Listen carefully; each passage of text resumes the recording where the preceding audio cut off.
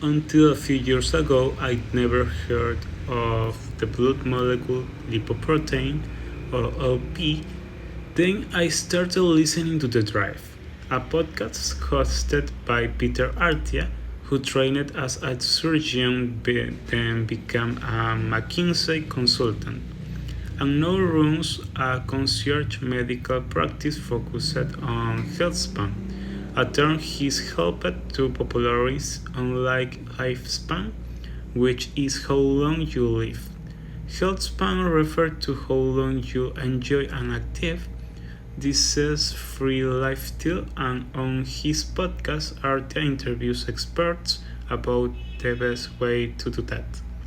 He talks frequently about LP, which is rarely included in routine blood work but can indicate your inherited risk for heart disease.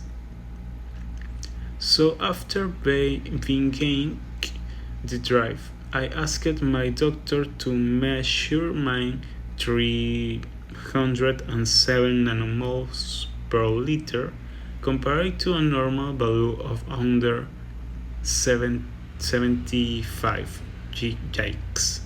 I now see a cardiologist regularly. There is nothing new about humans taking to optimize their health and extend their lives. Hippocrates espoused cold baths, Benjamin Franklin pitches vegetarianism, John Keelan advocated cornflakes, enemas, and sexual abstinence.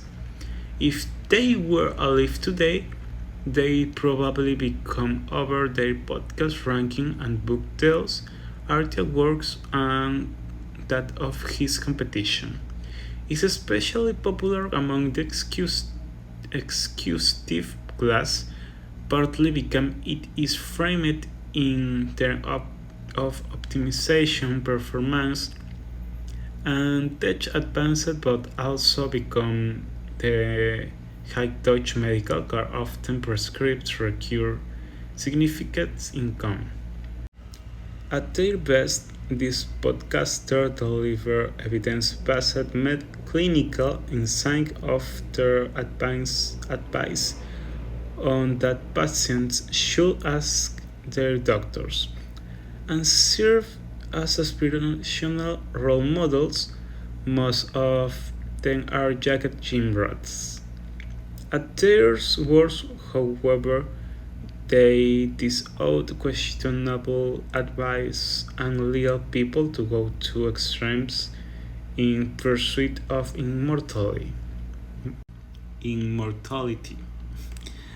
Among the podcasters, Andrew Huberman sits atop the rankings.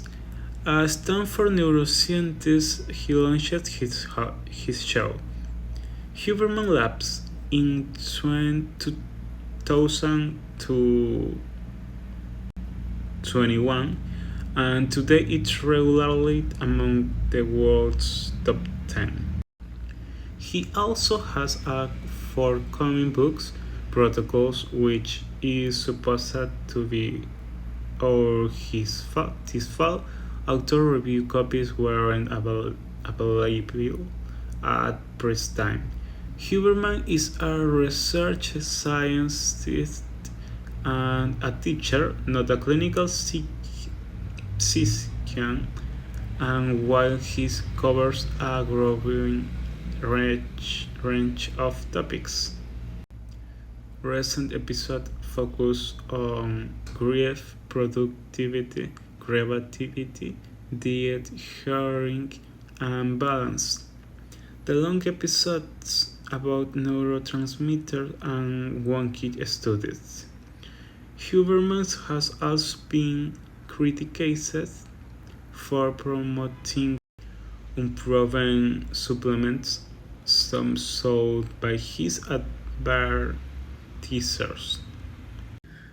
Though I prefer shorter, more accessible episodes, I still listen frequently, and I recognize that Huberman's focus on better living better instead of fixating on avoiding looming discrepitude makes his work slightly more upbeat and other longevity prose.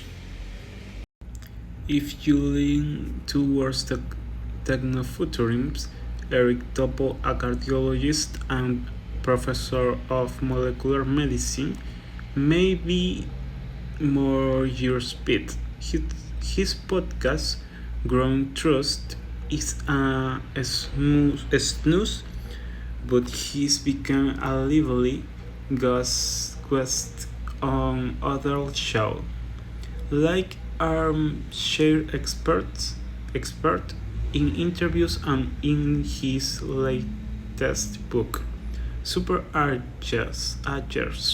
Topo focuses on emerging technologies and discoveries discoveries that may improve our health. He describes how genetic testing is allowing doctors to better understand individual patients. This risks how all will transform on our understanding of what causes lines in what he LP.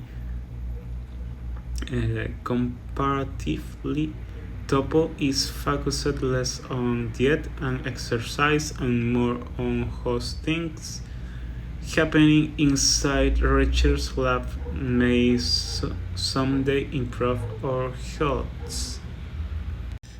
Like all these experts, Atia can get into the scientific weeds. Critics say he advocated for too much testing and off-label pharmaceutical use, and that only affluent people can implement some of his ideas. Despite that, this book is highly readable, and his focus on exercise as the foundation of any age-defying routine makes sense. Of his novel concepts instead of just hitting the gym. Think about the activities you hope to do in your grammatical decade. That is your age teen or beyond. He's called the Pursuits, the Centenarian, the Decathlon, and Atia always included opening a heart, climbing 4 flights of stairs, having sex, and putting a 20-pound suitcase into an overhead compartment to optimize your workouts. Reverse engineer for your own list and build a strength of knowing it will decline over time. Can you take this too far? Absolutely. For evidence of that, consider Dutch mogul turned longevity freaks Brian Johnson earned a fortune in vintage in the 2010 and now spent a reported $2 million a year on health regimen. His called blueprint. It involves dozens of daily supplements, a hyper specialty diet, frequent blood work, and scams injection of blood plasma from his teenage son. On social media, posts detailing the strength of his nocturnal erections, his daily bedtime, 9 p.m., although he's 47 at time